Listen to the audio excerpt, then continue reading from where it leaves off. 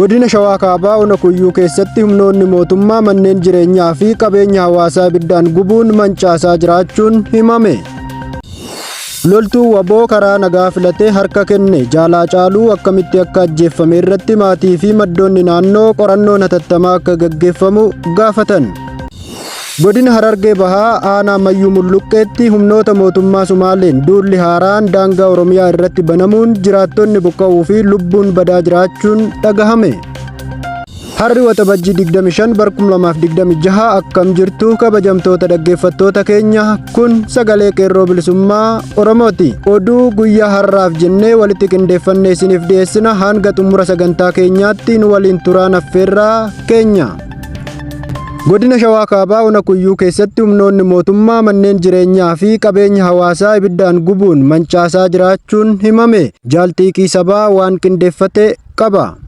Jiraattonni naannoo Salaalee Ona Kuyyuu ganda dubbannaa agalotti humnoonni mootummaa loltoonni PP manneen jireenyaa uummataa fi qabeenya isaanii ibiddaan barbadeessuu himan.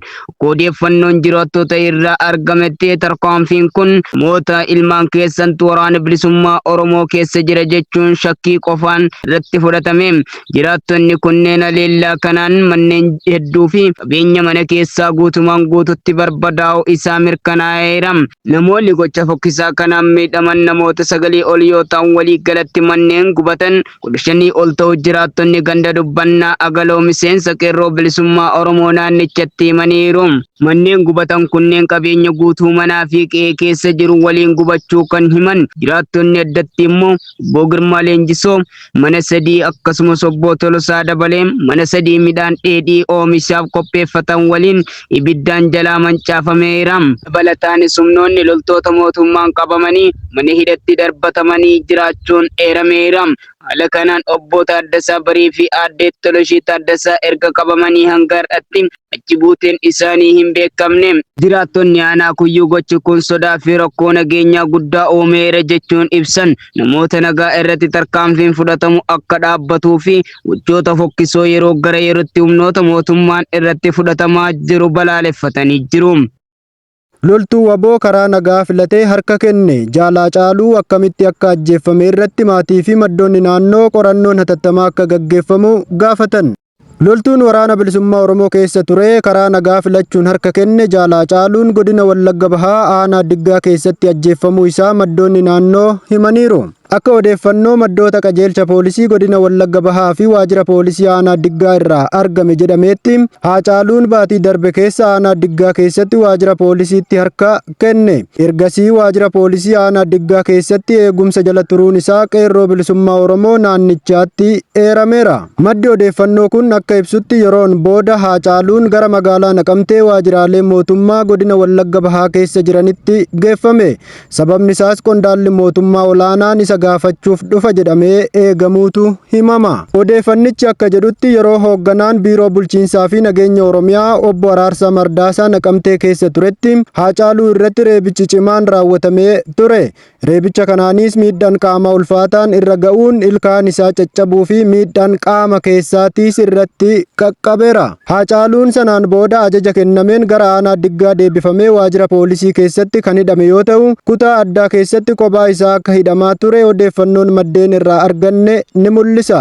Akka odeeffannoon jiraattota naannawaa waajjira poolisii aanaa Diggaa irraa argame addeessutti halkan Haacaaluun ajjeeffamu sana naannoo sa'aatii 9tti sagaleen dhukaasaa yeroo gabaabaaf dhagahamee ture. Haal kanaan namni qaama nagayaa ofiin jedhu kan maqaan isaa Magarsaa jedhamu Haacaaluu irratti dhukaasuutu dubbatama.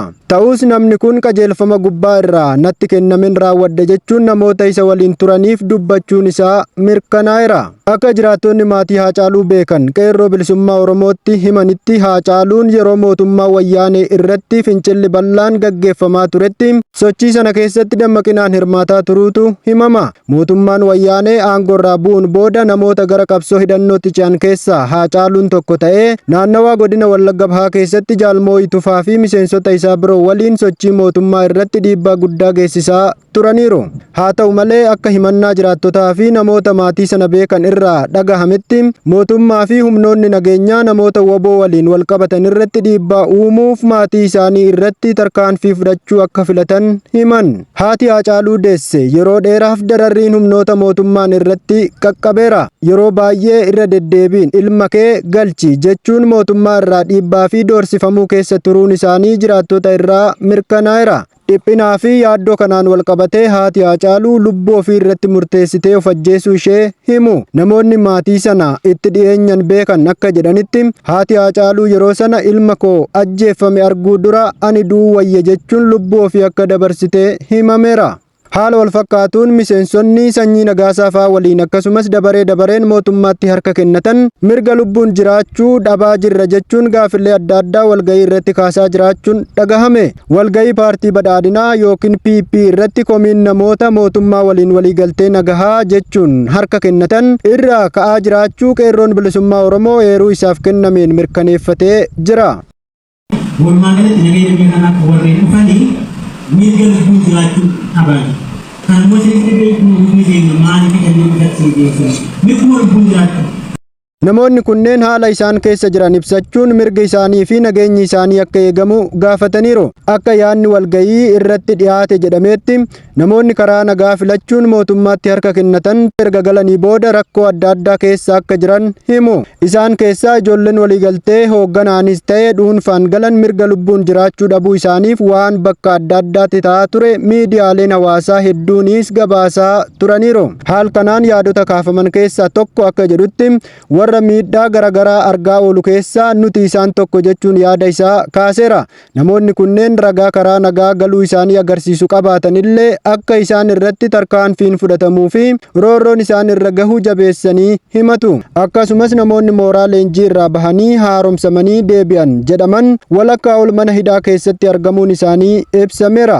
Gaafileen walgahii kana irratti kaafaman keessas tokko namoonni yookiin nuti warri qawwee callisiise maal keessa jirra kan jedhudha. Kan jirru balfa mana hidhaa fi rakkina jireenyaa irraa kan ka'e karaatti baanee kadhachuurra jirra. Kan warri galee akkasiin jiru warri kaan akkamitti karaa nagaa dhufa jechuun gaafilee adda addaa kaasaniiru. Dabalataanis namoonni kunneen mootummaa irraa gaafiin isaanii waan guddaa akka hin taane mirga jireenyaa fi nageenya isaanii qofa akka ta'etu ibsama. Amma wanti isin gaafannu waan biraa miti mirga lubbuun jiraachuudha jechuun gaafachaa turuun isaanii himameera. Taateen kun hawaasa naannichaa keessatti yaaddoo fi sodaa guddaa uumee argama. Godina Harargee Bahaa aanaa Mayyuu Mulluqqeetti humnoota mootummaa Sumaaleen duulli haaraan daangaa Oromiyaa irratti banamuun jiraattonni buqqa'uu fi lubbuun badaa jiraachuun dhagahame. Jaalxiiqii sabaa waan qindeeffate qaba. Daangaa Oromiyaa fi naannoo Somaalee gidduutti rakkoon nageenyaa wal qabatee gaaga'amsi haaraan uumamu jiraattonni naannoo sanaa qeerroo bilisummaa Oromootti himan. Akka odeeffannoon jiraattota irraa argametti sochiin hidhattoota daangaa irratti cimuun haleellaan haaraan godina Harargee Bahaa keessatti karaa gammoojjii Aniyyaa aanaa Mayyuu Mulluqqee irratti jalqabamuun eeramee jira. Jiraattonni qeerroo bilisummaa Oromootti himan akka jedhanitti haleellaan hidhattoota naannoo Somaaleetiin raawwatame jedhamee lubbuun namoota darbuu fi namoonni hedduun miidhamuu ibsaniiru. Akkasumas uummanni araddaa kudha takkaa keessa jiran qe'ee isaanii irraa buqqifamuun isaanii ibsan. Jiraattonni kunneen rakkoon kun daangaa Oromiyaa irraa yeroo adda addatti mul'achaa ture keessaa isa haaraa ta'uu eeran. Qaamoleen nageenya eegsisan ofiin jedhan irraa tarkaanfiin saffisaa akka barbaadan gaafatanillee hanga gabaasni kun qindaa'etti deebii homaatu hin arganne. Odeeffannoon qeerroo bilisummaa Oromoo irraa argame akka ibsutti mootummaa naannoo Somaalee fi qaamolee hidhattoota waliin wal qabatee sochiin daangaa irratti taasifamaa jiru godinaalee Oromiyaa biroo keessatti babal'achaa jiraachuun himameera.